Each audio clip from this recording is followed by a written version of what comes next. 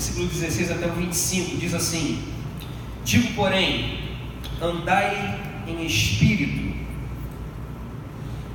e não cumprireis a concupiscência da carne, porque a carne cobiça contra o espírito, e o espírito contra a carne, e estes opõem-se um ao outro, para que não façais o que quereis. Mas se sois guiados pelo Espírito, não estáis debaixo da lei. Porque as obras da carne são manifestas, as quais são, 2 pontos, vamos lá: prostituição, 1, impureza, 2, lascívia, 3, idolatria, 4, feitiçaria, 5, inimizades, 6, porfias, 7, emulações, 8, iras, 9, pelejas, 10, dissensões, 11, heresias, 12, inveja, 13, homicídio, 14, bebedices, 15, glutonarias, 16, e coisas semelhantes a esta.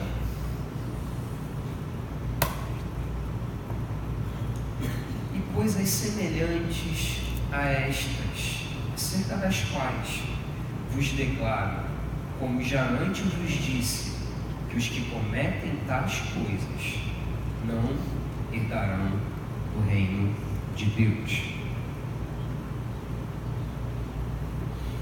Mas o fruto do Espírito é, 2 pontos, caridade, 1, gozo, 2, paz, 3, longanimidade, 4, benignidade, 5, bondade, 6, fé, 7, mansidão, 8, temperança, 9. Contra essas coisas não há lei. E os que são de Cristo crucificaram a carne com as suas paixões e concupiscências. Se vivemos no Espírito, andemos também no Espírito. Senhor, continua conosco, fala aos nossos corações, em nome de Jesus. Amém. Eu acabei de ler para vocês 2 listas. A primeira lista são as obras da carne. Amém? Quem contou junto comigo? Quem contou junto comigo? Quantas na lista do apóstolo Paulo aqui são obras da carne? Quantas ele fala? Quantas ele fala? 16. Só que a lista não acaba. Percebeu, André? A lista não acaba. É como se o papel dele acabasse. É como se a caneta dele acabasse, está quase acabando. E coisas semelhantes a estas. Entende, Jéssica? E coisas. A lista ainda é mais profunda, tá? Vou parar por aqui para não apertar muito. Ele relata 16 obras da carne, irmão. 16. Ele dá um outro relatório de fruto do Espírito. Quantos ele relata? Me ajuda, gente. 9. Quantos são os dons? Ah, Senhor. 1 Coríntios capítulo 12, quantos dons do Espírito ele fala? 9 dons, que a Bíblia relata em 1 Coríntios 12. E aqui em Gálatas, capítulo 5, ele vai falar do fruto. Repare que a palavra está no singular. Ele não fala os frutos. Amém, gente? Ele fala o fruto do Espírito. O fruto do Espírito é como se fosse uma tangerina. Quem já viu uma tangerina aqui? Já viu? Já viu uma tangerina? Né? É uma fruta só com vários gomos. Vocês entendem isso? É igual um cacho de uva. Quem já viu um cacho de uva? É um cacho com várias uvas naquele cacho. O fruto do Espírito é um fruto só que vai se evidenciar em várias áreas.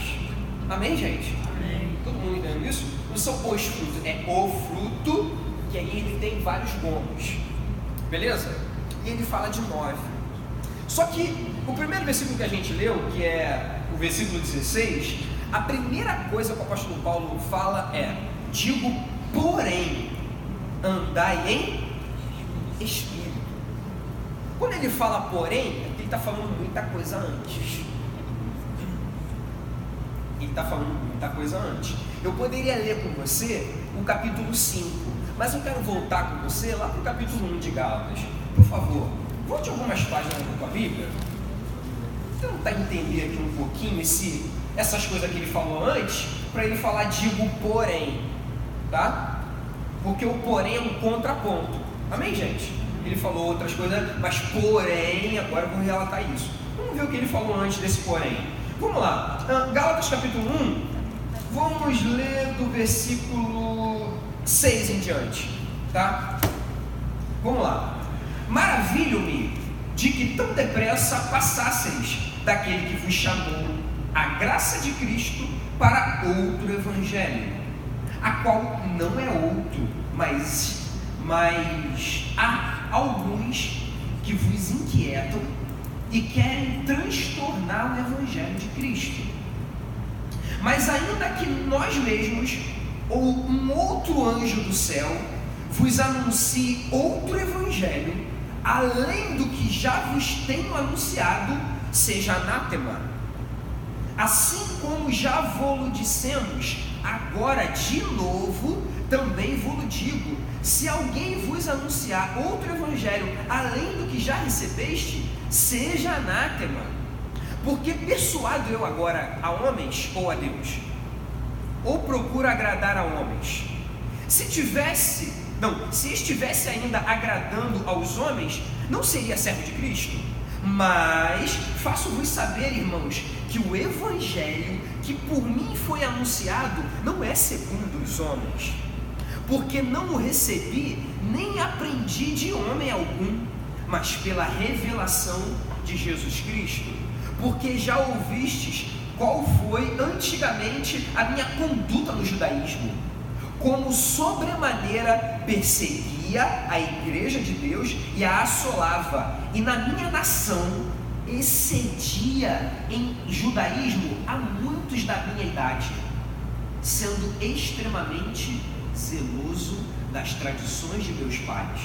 Mas quando aprove a Deus, que desde o ventre de minha mãe me separou e me chamou, pela sua graça, revelar seu Filho em mim, para que o pregasse entre os gentios, não consultei carne nem sangue, nem tornei a Jerusalém a ter com os que já antes de mim eram apóstolos, mas parti para a Arábia e voltei outra vez a Damasco. Depois passei 3 anos, fui a Jerusalém para ver a Pedro e fiquei com ele 15 dias. E não vi a nenhum outro dos apóstolos, senão a Tiago, irmão do Senhor. Ora, acerca do que vos escrevo, eis que diante de Deus testifico que não minto.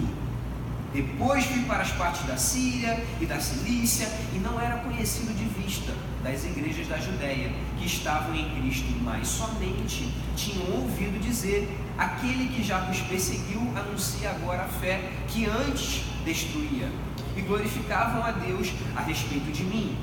Capítulo 2. Depois, passados 14 anos, subi outra vez a Jerusalém com Barnabé, levando comigo a Tito. Só até aí. Só até aí. O primeiro versículo que a gente leu, que foi o versículo 6, o apóstolo Paulo ele está tentando entender. Ele fala: cara, eu estou maravilhado que vocês estão depressa, já passaram do evangelho que eu anunciei a vocês para um outro evangelho. Eu estou maravilhado disso. E, irmãos, essa carta aqui, quando ele escreve aos Gálatas, ele não está falando de uma cidade só. Beleza, gente? A Galácia era uma província, na verdade era uma região onde tinham várias cidades lá no sul da Ásia naquele tempo. Está todo mundo comigo? Lá na Galácia ficava Derbe, Listra, Icônio, Antioquia da Pisídia, ficava tudo ali na Galácia. Se você tiver uma Bíblia de estudo em casa, você vai ver ali as regiões da Galácia. Então, a Galácia foi uma das... Na verdade, está na primeira viagem missionária de Paulo. Depois, em casa, com calma, você lê Atos capítulo 14, tá? A primeira viagem missionária de Paulo, ele chega em Chipre. Depois de Chipre, ele chega na Galácia, tá? E aí, depois, quando ele chega na Galácia e tal, ele faz toda uma viagem e ele regressa a Jerusalém. Na verdade, ele regressa a Antioquia. Quando ele regressa para a igreja da Antioquia que os enviou, ele escreve a primeira carta. Então, se você não sabia, a carta de Gálatas é a primeira carta de Gálatas que Paulo escreveu. Amém, gente? Alguém sabia disso? Alguém sabia? Gálatas é a primeira carta que Paulo escreveu. A primeira viagem que ele fez a uma das grandes, cidades ali na Ásia Menor. Quando ele volta dessa viagem, a primeira coisa que ele faz é escrever. E ele não escreve para cuidar, ele escreve porque ele tomou conhecimento que chegaram outras pessoas anunciando outro evangelho. Quem está entendendo, irmãos? É isso que ele relata aqui. É isso que ele está relatando. E aí, irmão, a Bíblia diz aqui que o apóstolo Paulo, ele começa a falar dele mesmo. Ele vem cá, gente. Se outra pessoa chegar e anunciar outro evangelho, considera ele anátema. Tipo, não considera as palavras dele. O que eu anunciei para vocês, isso que precisa ser a verdade. Isso que precisa permanecer. Aí ele começa a falar dele mesmo. Porque mais importante daquilo que eu estou falando, sou eu. Mais importante da mensagem é o pregador da mensagem. Vocês estão entendendo isso, gente? O pregador, ele precisa ser maior do que a mensagem. Você pode pregar uma mensagem muito linda, teologicamente falando. Se a tua vida não for condizente com a tua mensagem, não vai ter peso nenhum na tua boca.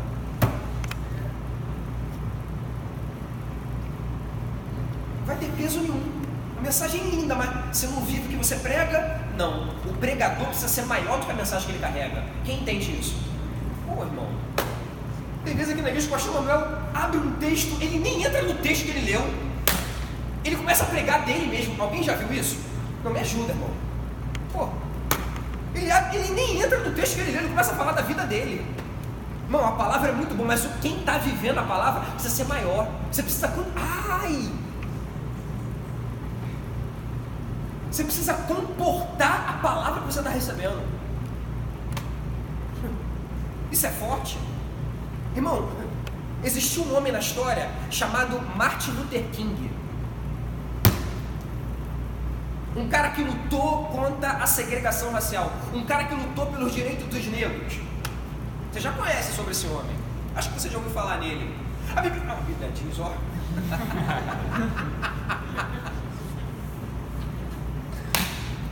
Martin Luther King foi para a praça pública, meu irmão, e chegou lá e falou: olha só, I have a dream, eu tenho um sonho. E começou a falar o sonho dele. Meu irmão, se eu, Rafael, vou lá para Central agora, começa a pegar o microfone, olha só, gente, eu tenho um sonho. O nego vai falar: quem é esse cara aí? Não é verdade, gente? Quem é esse maluco aí? Tem um sonho, também tem um sonho, grandes coisas, Então, irmão, o pregador precisa ser maior do que a mensagem que ele está pregando. Nós somos a terra, aleluia, a palavra é semente. Quando a gente fala de fruto, o fruto do Espírito, tem muita coisa até chegar no fruto. O fruto é o resultado, irmão. Tem muita coisa, tem a semente, tem a terra, e a terra é o principal. Quem lembra da parábola do semeador? Alguém lembra? Jesus, em Mateus 13, Jesus começa a dar uma aula. Jesus, olha só, eis que o semeador saiu a semear. Ele pega uma parte da semente cai à beira do caminho. Não é isso que está escrito? Né, gente? Cai à beira do caminho, o que acontece? Vem as aves do céu e pegam. Reparem que essa primeira parte da semente, ela nem germina. Beleza, gente? Nem germina. Vem uma outra parte da semente, a Bíblia diz que ela cai entre espinhos. Germina? Germina, só que os espinhos a sufocam. Beleza? Não chegou a dar fruto. Deu fruto essa semente? Não deu fruto. A Bíblia diz que uma terceira parte da semente cai em meio aos pedregais. Cresceu? Cresceu. Só que veio o sol.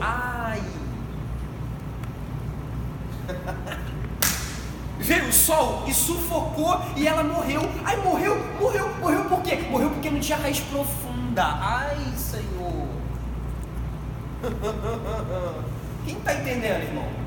Alguém viu o Fagner aqui falando da parte da raiz? Vocês lembram do que ele falou? Isso é forte demais. Porque a gente vê uma árvore grande, é muito legal, né? Mas o legal é a raiz dela. Esse que é o grande barato dessa árvore. Porque a raiz de uma árvore, primeiro ela cresce para baixo. A raiz de uma árvore, primeiro cresce para baixo. Cresce para baixo por quê? Para buscar água. Buscar alimento. Eita, tá entendendo, Dani? A primeira fase de crescimento da raiz de uma árvore é crescer para baixo. Crescer para baixo para quê? Ela procura lençóis de água. Quem está entendendo, gente? Ela procura lençóis de água lá no subterrâneo. Ela procura lençóis. Ela cresce para baixo primeiro. Primeira fase do crescimento de uma árvore. Depois que ela cresce para baixo, depois que ela encontra, achei água, aqui tem água. E o Salmo 1, o que o salmista fala no versículo 3? Pois será como árvore plantada junto a ribeiro de água. Quer dizer, eu estou sendo alimentado. Quem tem uma igreja? Aleluia. Quem é aluno da EBD? Aleluia. Aleluia. Quem é aluno da EBD aqui?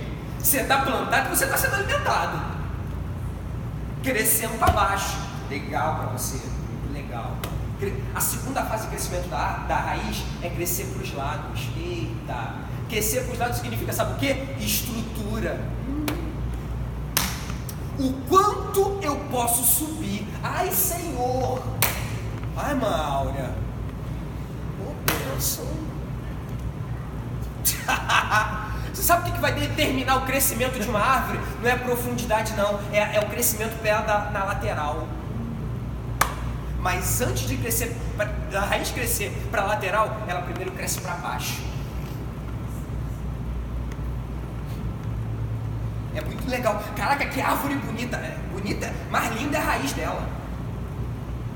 Mais linda é a raiz. Irmão, vai tirar uma árvore, essas árvores centenárias, né? Vai tirar aquela árvore daquela lá da Quinta da Boa Vista. Já viram aquelas árvores da Quinta da Boa Vista? Vai tirar uma árvore daquela lá, irmão. A raiz dela, irmão. Ah, filho. A raiz dela é profunda demais. Por isso que ela tem aquele tempo todo. Por isso que ela durou aquele tempo todo. Eita. Quantas pessoas a gente conhece, né? Quantos amigos nossos que estavam aqui não estão mais, estão lá no mundão pecando. Alguém conhece gente assim? Sabe por quê? Sabe qual é o segredo? A pessoa não buscou raiz. A raiz dela é uma raiz rasa. E aí veio o sol, veio o vento, sufocou e ela caiu. Vocês entendem isso, gente? Falar de fruto é muito legal. Eu vou chegar no fruto, talvez lá no quarto domingo, né, Luiz? Talvez ano que vem eu chegue no fruto. Eu preciso falar primeiro da raiz, irmão. Porque o fruto é resultado. O fruto é a última coisa. Antes do fruto, meu irmão, tem o tronco, tem os ramos. O que Jesus fala em João capítulo 15? Eu sou a videira verdadeira. Se ele fala verdadeira, irmão, é porque tem as videiras falsas. Eu sou a videira verdadeira. E meu pai é o lavrador. Toda vara em mim que não dá fruto, o que ele faz? Ele corta. Ele corta. Você ainda não foi cortado? Então porque Deus está acreditando em você. Ele está acreditando. E eu vou falar mais. A Bíblia diz que toda aquela fruta, toda árvore que não dá fruto, ele corta. E aquela que dá fruto, ele poda. A palavra podar significa aparar. Olha. A palavra podar significa limpar, tirar aquele vermezinho que está lhe impedindo o crescimento da folha, da árvore. Quem está entendendo, gente? Eita Deus. Ele poda para quê? Ele poda para dar mais fruto. E às vezes nesse processo de poda dói. Nesse processo de limpeza vai doer um pouquinho. É porque ele está te podando para melhorar o teu fruto. Para ir melhorando, até chegar no fruto do Espírito. Amém, gente? E aí, irmão, a terra é muito importante. A semente é legal, mas a terra é mais importante que a semente. Porque na parábola do semeador a gente vê uma parte da semente cai na beira do caminho, não rolou. Outra parte da semente cai em meio aos espinhos, também não rolou. A outra parte da semente cai em meio aos pedregais, também não rolou. E a outra parte da semente cai em boa terra. Deu fruto? Deu. Uma 100, uma 60 e outra 30. Olha que coisa legal. O problema não está na semente, o problema está na terra. Eita.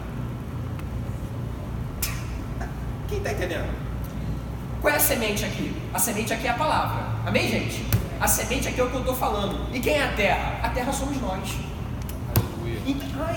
Então se você sair daqui hoje e falar, hoje eu não senti Deus, o problema não está na semente. Eita. Quem está entendendo, gente? O problema não está na semente. Sabe aquela coisa? Ai, hoje o culto não foi bom. Ai, hoje o pastor não estava com aquela unção, né? Ai, não estava legal não. O problema está na semente, na palavra que ele pregou, ou na terra que somos nós? Na terra que somos nós. A gente não estava conectado ao ponto de entender a profundidade da palavra. Quem está entendendo, gente? Então o problema nunca está na semente. O problema está na terra. O problema está na terra. Se a terra não for frutífera, irmão, você pode colocar semente que for, não vai dar. Não vai frutificar. E graças a Deus que a gente está numa boa terra. Quem está numa boa terra? Aleluia. Nova Jerusalém é um terreno frutífero. Estava falando com o pessoal ontem no jejum, né? Alguém já comeu a manga lá de trás? Alguém já comeu a manga lá de trás? Já comeram? Meu irmão, agora em dezembro, quando for tempo de manga, experimenta uma manga daquela lá de trás, irmão. Aquela manga é deliciosa, é doce demais. Alguém já comeu? Já comeu? Gente, por que, gente? Já chupou, Zanza? Eu estou errado, Zanza? Gente, aquela manga lá de trás é deliciosa. Por quê? Qual é o segredo daquela manga? Não tem segredo, é porque ela está numa terra boa. Ela está numa terra boa, né? Existem mangas e mangas, assim como existem morangos e morangos, né? Tem aquele morango que você come que é meio azedinho, outro morango que você come é doce. Qual é a diferença? A diferença foi a terra que ele foi plantado. Tá bem, gente? A diferença é a terra. A terra que dá o sabor, para a semente. A terra que vai dizer se aquela semente vai germinar ou não. Então, irmão, dê graças a Deus pela tua igreja. Dê graças a Deus pelo teu pastor. Dê graças a Deus pelo terreno em que você está. Porque esse terreno é frutífero. Aqui tem semente e você é a terra. Cabe a você receber de coração a semente que é colocada diante de você. E aqui voltando para Gálatas. Agora vamos lá para o capítulo 5, para a gente terminar. Já vai dar 7 horas. Nossa, agora voa. O apóstolo Paulo aqui ele está dizendo no versículo 16: digo, porém. Quer dizer, por que ele fala porém? Porque os Gálatas já estavam tentando mudar de evangelho. Existia a probabilidade deles voltar para os costumes antigos, que era guardar circuncisão. O apóstolo Paulo fala isso no capítulo 1, no capítulo 2, capítulo 3, capítulo 4. Em casa, com calma, você lê, tá? Eles estavam voltando para os costumes do judaísmo. E Paulo falou, cara, não precisa vocês são gentios, não precisam circuncidar, não precisa disso. A salvação não é pelas obras, a salvação é pela fé. Eita!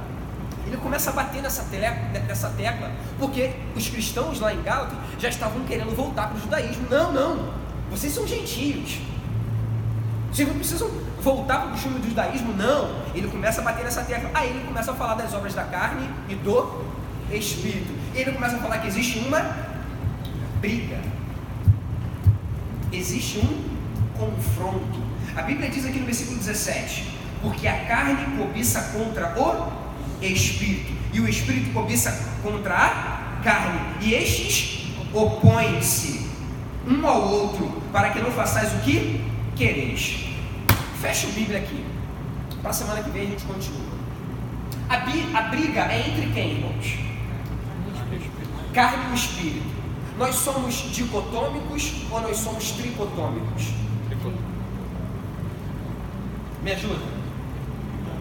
Nós somos tricotômicos, amém? Lá em 1 Tessalonicenses capítulo 5, o apóstolo Paulo fala que o nosso corpo, alma e espírito sejam plenamente edificados. Deixa eu confirmar se é isso mesmo, calma aí. 1 Tessalonicenses capítulo 5,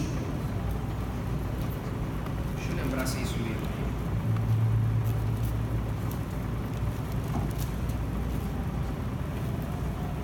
Isso, 1 Tessalonicenses capítulo 5, versículo 23. E o mesmo Deus de paz vos santifique em tudo, em todo o vosso espírito, 1, alma, 2 e corpo, 3, sejam plenamente conservados e irrepreensíveis para a vinda de nosso Senhor Jesus Cristo.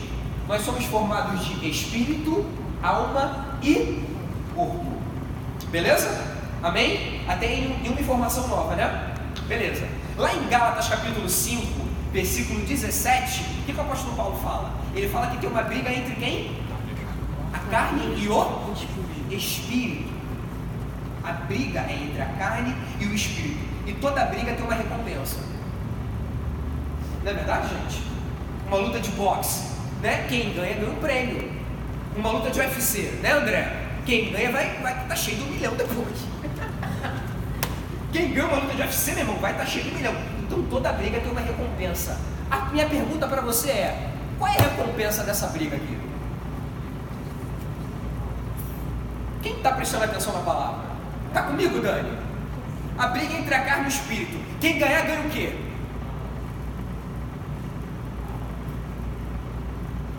Porque não brigariam por se não tivesse uma recompensa. Toda briga tem um motivo. Toda briga tem um motivo. Tá brigando por quê? Por isso. Tem um motivo para brigar. Pior quando você pergunta pro casal: tá brigando por quê? Não lembro. Aquele namorado tá brigado por quê? Nem lembro mais. Ele tá brigado com a tua namorada? O legal é quando tem um motivo para briga, né, irmão? Briguei com ele por isso. Legal, tem um motivo. A minha pergunta é: a carne está brigando com o espírito. A carne tá brigando. Qual é o motivo da briga? Qual é a recompensa da briga? Qual é? A recompensa é a alma. A carne que é a alma e o espírito que é a alma também. Olha isso. Porque a alma é a sede das emoções e dos sentimentos. Se a carne consegue ganhar a alma, pronto. São 2 contra 1. Quem está entendendo? Se a carne ganha a briga entre o espírito, ela ganha, o prêmio dela é a alma. Aí se ela ganhou a alma, pronto, meu irmão. Se juntou a fome com a vontade de comer, pronto. Você vai pecar sempre. E aí você vai estar enquadrado na lista das obras da carne. Quem está entendendo? Se a carne ganhar, ela ganha a alma. Se a carne e a alma, meu irmão, elas vão ganhar sempre do espírito, que é a fome com a vontade de comer. Aí eu quero pecar. Tua carne, vai, vamos embora, vamos pecar junto, alma, vamos? Partiu, alma, vamos embora. Carne e alma se juntam, pecado na certa. Agora quando o espírito ganha, eita! Quando o espírito ganha essa briga com a carne, o espírito consegue doutrinar a alma. Eita! Ganhei, carne. Carne perdeu, alma, vem pra cá, alma. Aí a gente entende a palavra do salmista lá no Salmo 42. O que o salmista fala no Salmo 42? Quem é bom de Bíblia? O que o salmista fala? Como a corça suspira pela alma, assim anseia o que? O meu espírito? Assim anseia o que? A minha alma. Sabe o que é isso? O espírito ganhou a briga da carne e a alma... Glória a Deus. O espírito ganhou a briga e a alma está com sede de Deus. Quem entende isso, gente? A matemática é simples. Se a carne ganha a briga com o espírito, a carne ganha a alma. Se juntar alma e carne, deu ruim. Porque teu desejo quer. Meu irmão, tua alma quer pecar, irmão. E a tua carne nunca vai aceitar Jesus. Se juntar alma com carne, já era, vai pecar sempre. Agora, se juntar alma com espírito, aí vai dar certo. É a química perfeita para uma vida em santidade. Quando o espírito ganha briga com a carne, aí ele pega a alma para ele, aí a alma começa a ter sede de Deus. Vocês entendem isso, gente? Amém? Será que a briga está assim nas nossas vidas? Será que nós temos a nossa alma? Será que o nosso espírito tem a nossa alma ou é a nossa carne que tem a nossa alma?